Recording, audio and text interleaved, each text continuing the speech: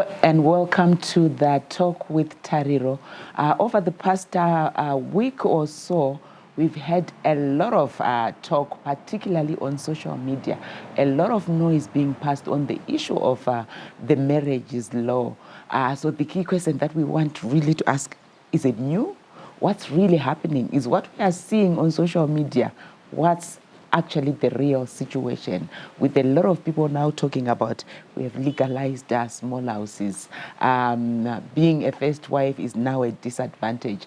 But today we decided to have the legal minds to come and unpack that for us, considering the noise and furore that this has caused. And we have on the program Fadzai Traquino. She is the Director of Women and Law in Southern Africa. Fadzai, welcome to the talk. Thank you, Tariro. Yes. What we want to find out from you, maybe just start off by unpacking for us this marriages law. Why this noise now? Well, maybe what is important for us to understand is that government has been going through an exercise to align a lot of our laws to the new constitution which came about 2013.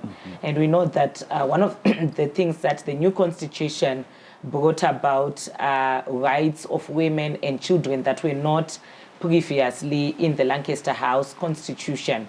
So when you look at Section 26 of the Constitution, it provides new rights, or rather it re-emphasizes the protection of women's rights when it comes to marriage. And one of the things is that children cannot be pledged into marriage.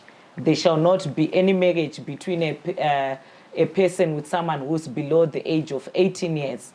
It also brings about equality of rights in marriage when it comes to responsibilities and obligation in marriage.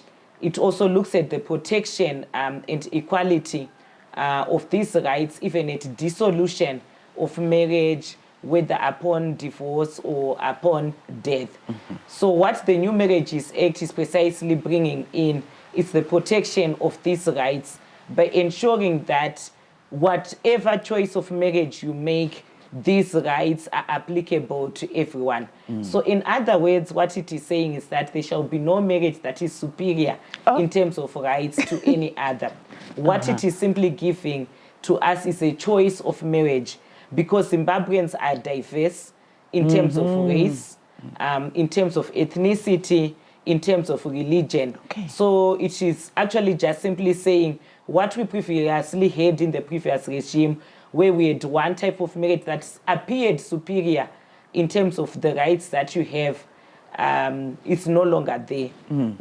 Despite the choice of marriage that you have, the law is able to protect you.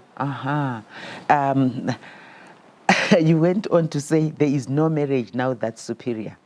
What it then says, maybe unpack for us the different marriages. Then I'll go to my next question. Okay, so the different types of marriages that are presented by the New Marriages Act, now Chapter 15, it is harmonizing. It's now Chapter 15. It's now Chapter 515. So previously we had two types of marriage laws that we're bringing into regimes in marriages. Now, whatever choice of marriage you make, you now find it under one particular law. So there shall not be that confusion to say, I'm under this chapter 37 or 515 or 511 or chapter 508. So you find that the new marriage laws brings in three types of marriages. The first marriage is the popular one that was under chapter 511. Civil marriage, which is a monogamous marriage. Monogamous meaning one husband, one wife. And this one is not a polygamous marriage. It simply is a civil marriage between one wife, one husband.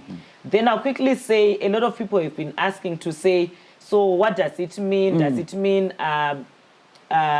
it can coexist with another marriage? The law is very clear to say, because it is a monogamous marriage, it cannot coexist with another marriage, which means if you want to sue for adultery damages, I would assume it would still be applicable, because that is what the choice you would have made. The other type of marriage that is recognized by the new law is a registered customary marriage.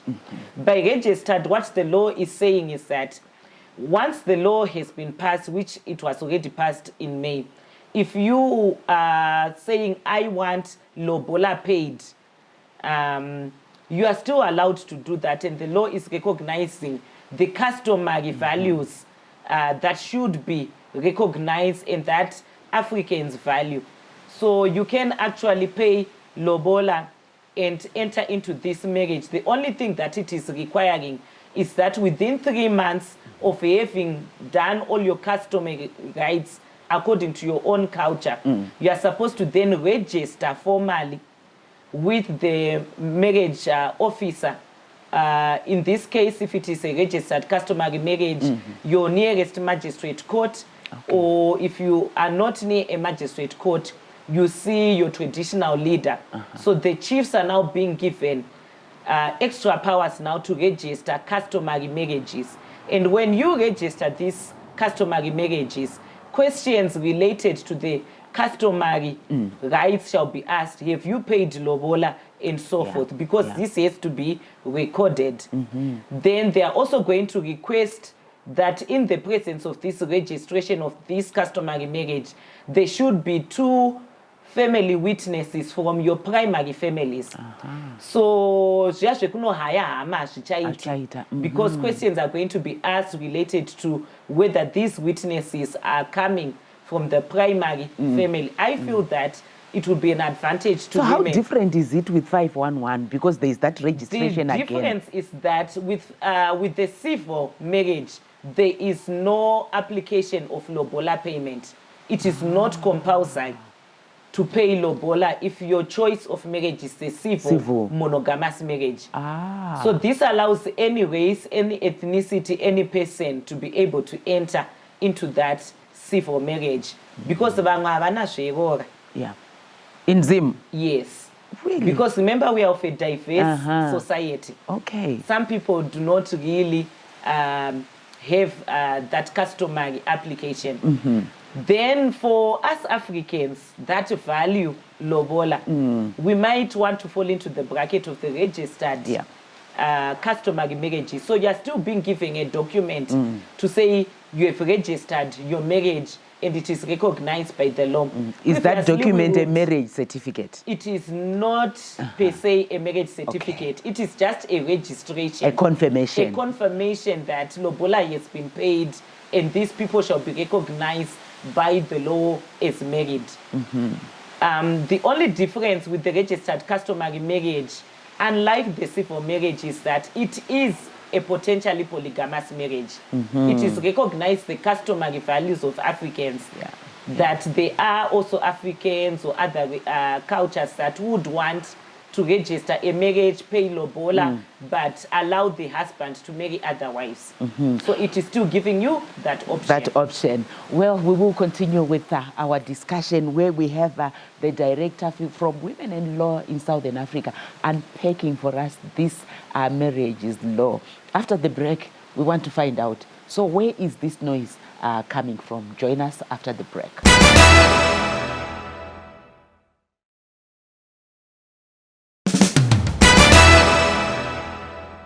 Welcome back as we continue with our discussion where we are discussing the marriages law. Fadzai, you said this law was passed in May?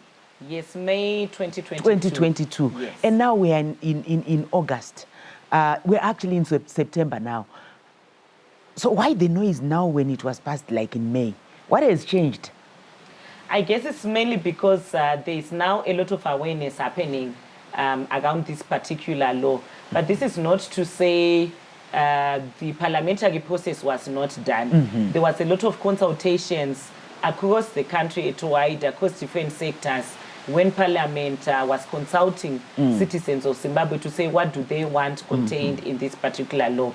But going to why it has raised a lot of issues, I want to say we've spoken about the civil marriage, and I'll repeat, one man, one husband. We've spoken about the registered customary marriage, which makes it compulsory for the payment of lobola, Lobola, yes. but can be registered even by your traditional leader. The law also recognizes the unregistered customary law union. This one has always been there, where people would just pay lobola, but they don't register. But what the law is saying, you have to register your unregistered customary law union within 12 months of the law. Yeah. If you are doing it now, when the law is passed, you have to at least have done it within 3 months after payment of lobola. Then the bone of contention, Yeah. where a lot of people are getting confused, is the new or introduction of what is called a C4 partnership. So the C4 partnership is what we've always already recognized as cohabitation. Yeah. It's not a new thing in Zimbabwe. It's only that the law did not formally recognize cohabitation. You could not go to the court and say, I am cohabiting with so and so, so I am Cohabiting ndokubika mapoto. cohabiting, yes, ndokubika mapoto. It's just a man and a woman who are aged 18 years and above staying together in a purely domestic relationship. That is what the law says. They could be interaction sexually, they could even have children, they could even be financially dependent on each other and acquiring assets together. So what the law is now formally recognizing is this cohabitation relationship. And the law is now saying these people need also to be protected by the law. Because what has tended to happen is that when they separate and want to dissolve or come out of this cohabitation relationship, the law was not recognizing them. And therefore, there was no protection in terms of their rights in sharing protection property. of the woman. Yeah, particularly for women. For women, I would yes. think this is where the issue comes. Yeah. So when you now want to separate from this man, would the law recognize that you were actually cohabiting with him? What happens to the property that you acquired with him? Yeah. Who gets what? So the law is now saying the Matrimonial Causes Act that applies to other types of marriages that we talked about can now actually be used to dissolve a cohabitation relationship. So once the law is satisfied that you are living together in a purely domestic relationship, although no lobola was paid, there is no registration of the marriage, really you are not a marriage, but you are just really interacting together in this relationship, the law can now actually help you to share property that you acquired. Let me go to the bone of contention. Yes. The bone of contention is this clause that has been inserted in the law, which says the civil partnership shall now be recognized even where another marriage exists, which means that even where one of the partners Here's 511. is entered into the civil marriage or was in a registered customary marriage, if this other partner is entered into a cohabitation relationship with another partner, that does not remove the fact that this cohabitation would not be recognized by law.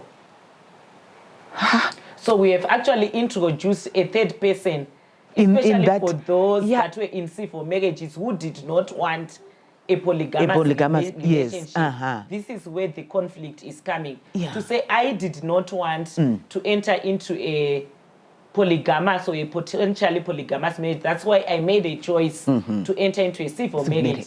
So why should the law recognize that my partner entered into a cohabitation relationship? And is it not a crime now when that is that, like that now? So can I sue? Can I what? I think that's what people really want to know.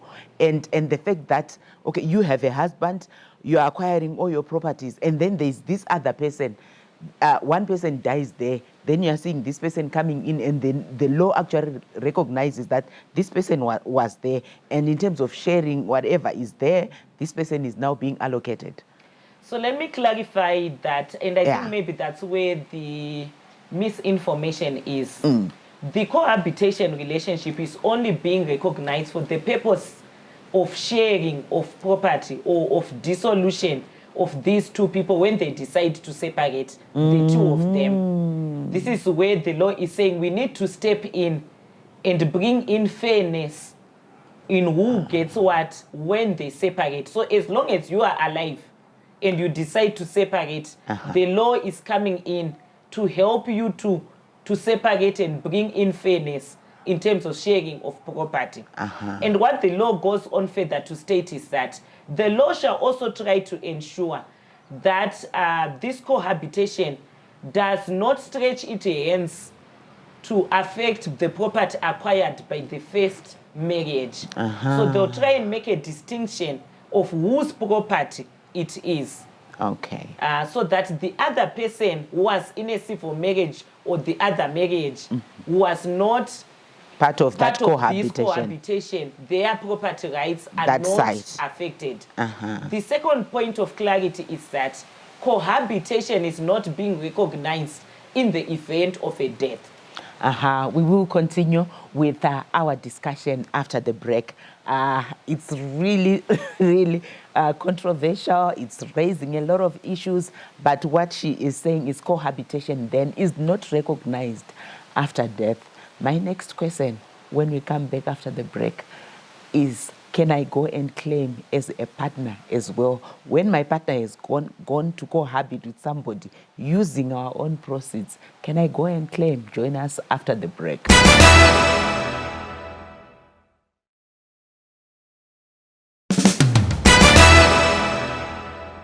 Welcome back. We continue with our discussion where we are really tackling the issue that is wreaking havoc on all platforms in our country, the issue of the marriages law. So Fadzai, as a wife, I know my husband is this side. Can I go and try and claim whatever he has acquired with this other person? We've got a civil marriage where I had opted to say I want a monogamous marriage, and then I discover there is this other person cohabiting with my husband. And I think this is where the circus is going to happen and unfold.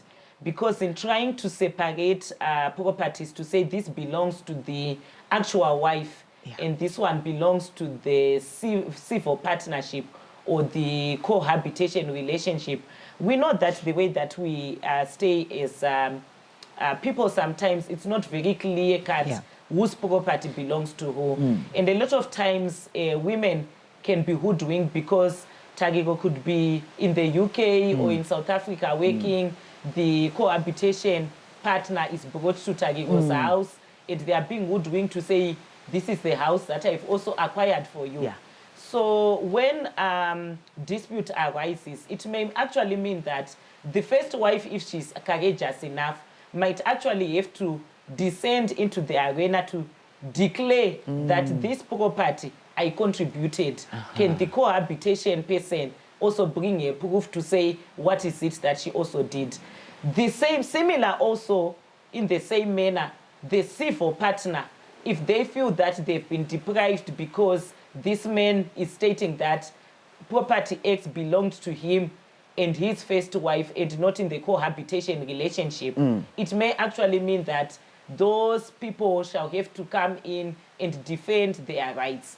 So I see a lot of drama is going to unfold in the courts, and the court is going to be inundated with these cases of people fighting each other around property. So we are also waiting to see if there's going to be any case that is going to be brought before the courts and how the court is going to make this distinction.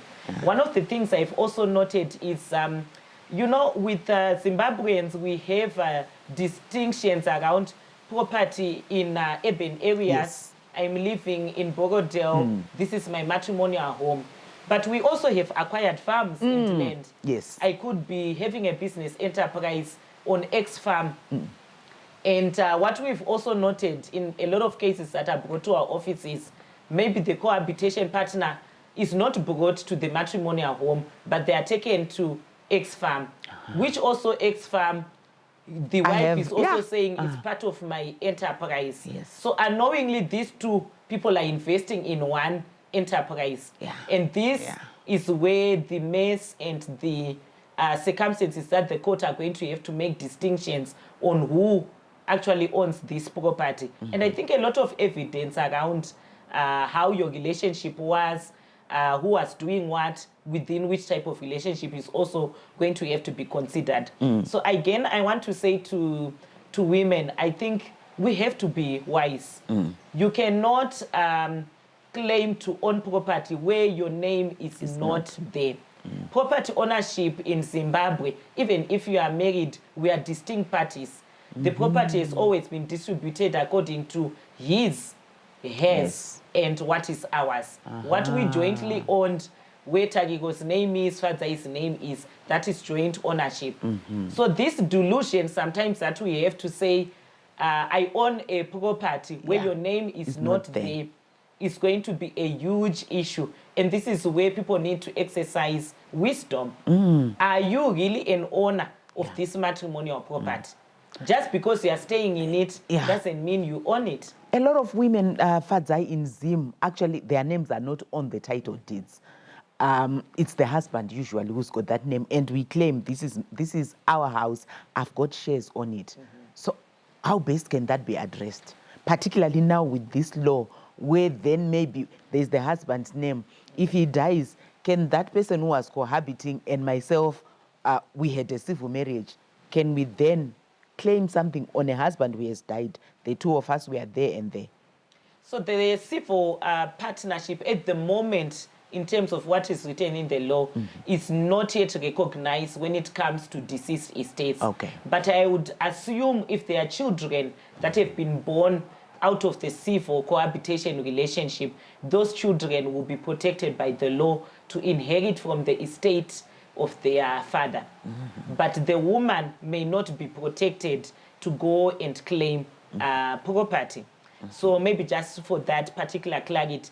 But I want to assume with the way that the law is not very clear, we are going to find a lot of cases trying to actually take it further into inheritance. Because if you have already recognized me in terms of dissolution, why can you not recognize me when it comes to death? Exactly. Because Section 26 of the Constitution is clear that spouses need to be given equal protection of rights, both at dissolution, in terms of divorce, in separation, and also upon death.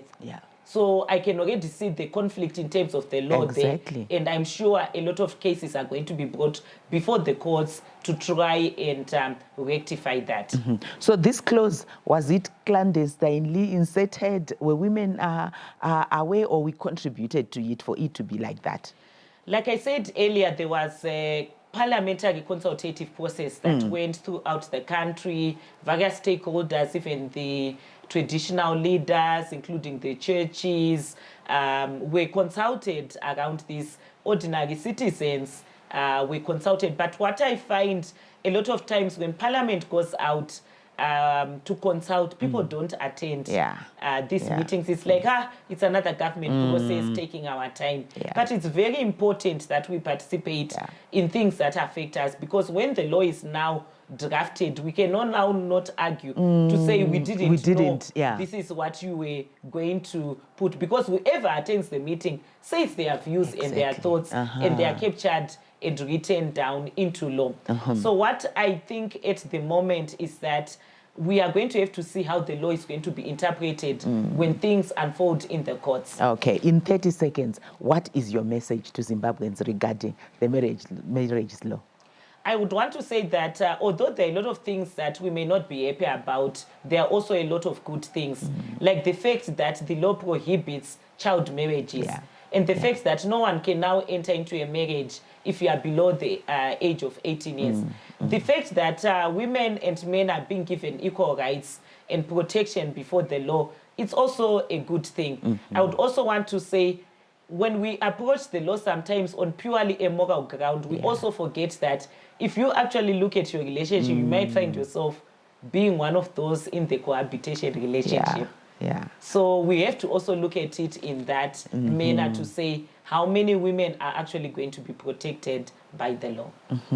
And indeed, like what Fadzai is saying, the new, it's not new, the marriage is law we all contributed. And a lesson that we should actually learn as a nation is to say when these consultative processes are being done, when parliamentary portfolio committees are coming into our areas, it's important that we participate, we contribute. And what Fadzai has emphasized is when we are looking at this law, there might be issues where we might not be happy, but overall, it is actually good for us as a country. And my message to us is, let's continue reading around it. Let's continue interrogating it. And if need be that we need to bring them back again to clarify some of the issues, we will definitely do that. Until we meet again next week, it's goodbye.